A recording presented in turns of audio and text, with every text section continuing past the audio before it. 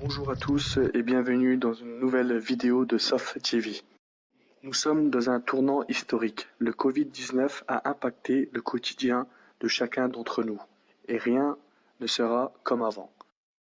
Pendant que nous sommes en train tous de compter quotidiennement le nombre de cas et le nombre de décès du Covid-19, personne ne se pose la question de après le Covid, que va-t-il se passer?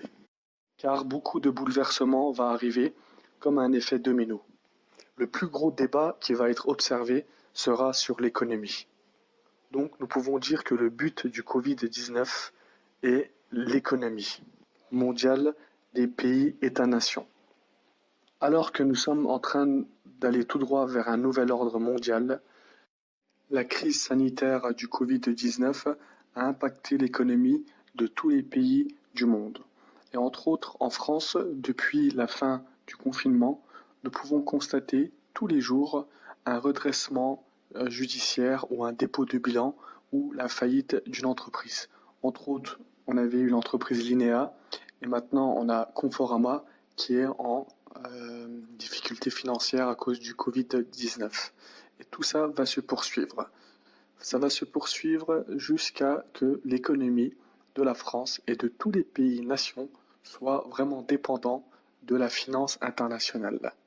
Le but de la crise sanitaire du Covid-19 est de rendre dépendant toute l'économie de tous les pays d'États-nations dans le monde à la finance internationale et de les rendre vraiment dépendants d'une aide financière qui va leur être proposée, mais cette aide ne va pas être par charité.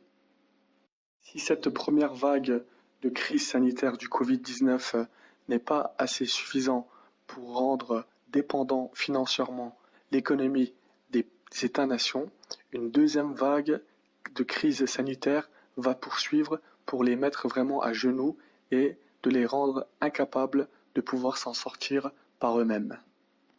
Attendons, voyons et observons ce qu'il va se passer. Cette aide financière qui va être proposée aux États-nations souverains ne va pas être sans contrepartie.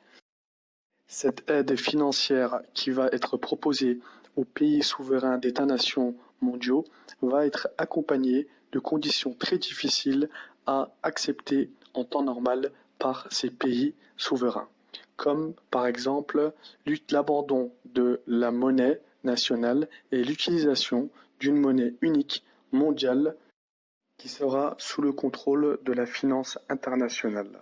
Cette monnaie unique mondiale sera sûrement une monnaie comme le Bitcoin, une monnaie numérique.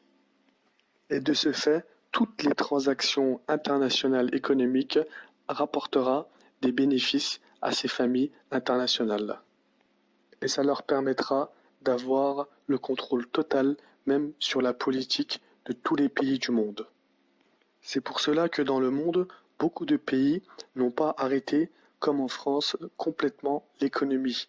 Ils ont, entre autres, continué à vivre normalement la semaine et ont été contraints de rester confinés le week-end. Cela a permis à ces pays d'alléger l'impact de la crise sanitaire du Covid-19 sur leur économie. Bonjour à tous.